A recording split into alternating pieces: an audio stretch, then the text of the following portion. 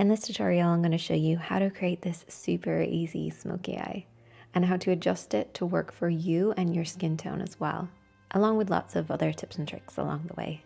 Now, I actually got inspired to create this look because of my previous video. So in my previous video, I showed you how to create this very basic look. And what I wanted to do was to create a very different look, but using exactly the same products. I had some feedback from people who recreated the look, which I love hearing. It just makes my day. But it also helps me figure out the best way I can continue teaching. So I'm going to work on some of the feedback that you guys let me know about, along with making it so much easier for you to create different looks, but using very similar products. Now, if you're new to the MakeupChair channel, then I might suggest hitting the subscribe button below. It's totally free. And if you were already subscribed, then thank you and welcome back. Now let's get started in creating this look. So here are the 4 eyeshadows that we use to create this look. We have 3 eyeshadows and a blush that we use as an eyeshadow. Now these are all working for my skin tone, but I'm going to show you how you can make it work for your skin tone and the best way to find those shades. So the very first one is our lightest shade. This should be at least 1 shade lighter than your skin tone. It can be a few shades lighter, but at least 1 shade lighter to kind of brighten up the skin tone. The next shade should be at least 1 shade darker than your skin tone. So think of your bronzers, your contours, those type of shades. They're going to work perfectly for your skin tone. So at least 1 shade darker. And then we have our darkest shade. So this should be at least 2 shades darker than your skin tone, but can be anywhere as dark as possible. If you want to go all the way to a black tone or something with a little bit more warmth, it's totally up to you and what you prefer to use.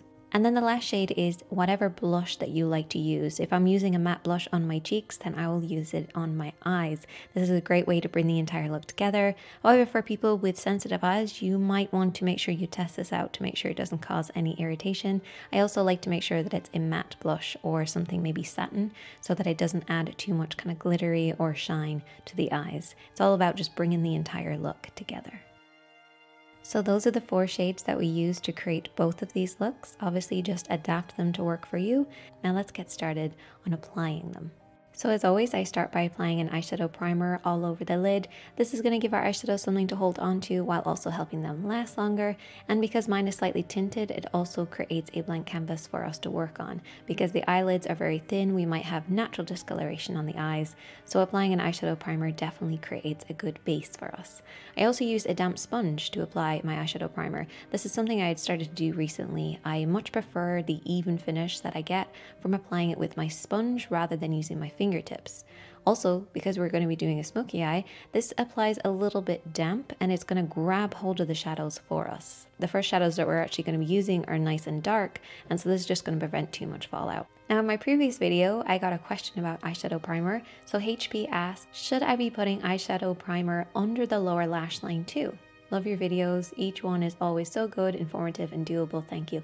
Thank you so much for that. I really appreciate it. Now, this is a really good question, and I don't think it's something I've ever covered before. So there's a couple of reasons why you wouldn't or you would. So basically, the job of an eyeshadow primer is to create a barrier between the skin and the makeup. Now, the area around the eyes is very thin, and we tend to have some oiliness there to almost hydrate and protect the eye, particularly across the lid. And the job of an eyeshadow primer is to stop those oils from disturbing the makeup. Now, underneath the eye, it's kind of similar in a way, but for a lot of people, it tends to be a little drier. So when you apply an eyeshadow primer that's designed for controlling oils underneath the eye, you might find that it kind of creates like a cakey finish. Now, there's a couple of reasons why you can still apply an eyeshadow primer, and there's a lot of eyeshadow primers that can be used all around the eyes. So if you're doing like a really blown out look and you're applying eyeshadows underneath, you can apply a little bit of primer, maybe using a damp sponge, just apply that underneath and it will add that grip. Or if you find that your mascara tends to smudge and move around a lot, a little bit of eyeshadow primer can really help prevent that from happening. What I don't want you to do is to apply the primer all around the eye and then have areas where it grips hold of your foundation or your concealer and looks a little cakey. So hopefully that answers your question. You can, but you don't necessarily have to.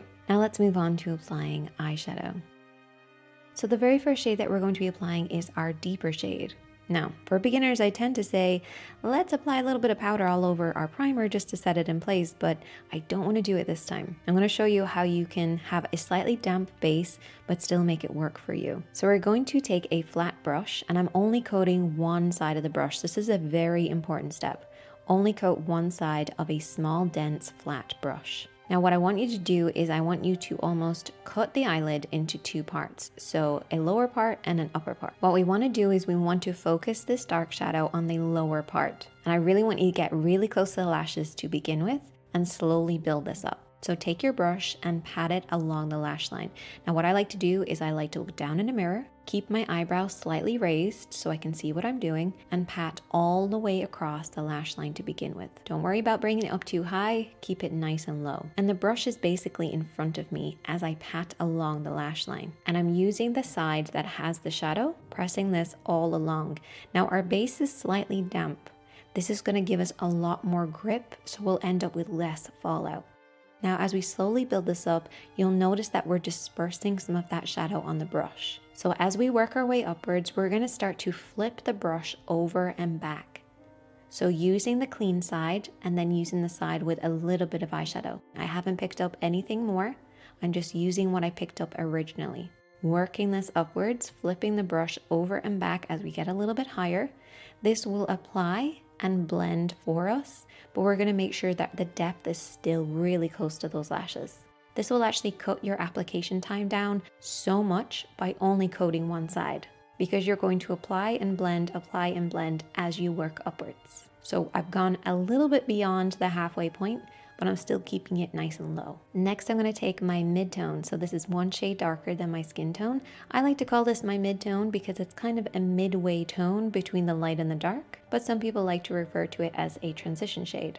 And I'm going to be applying this with a fluffy brush, and I'm going to keep my hand nice and high, almost working horizontally across the lid. We're going to start on the outer edge and work our way in. This is above the darker shade. We don't want to go into the darker shade. We're going above it.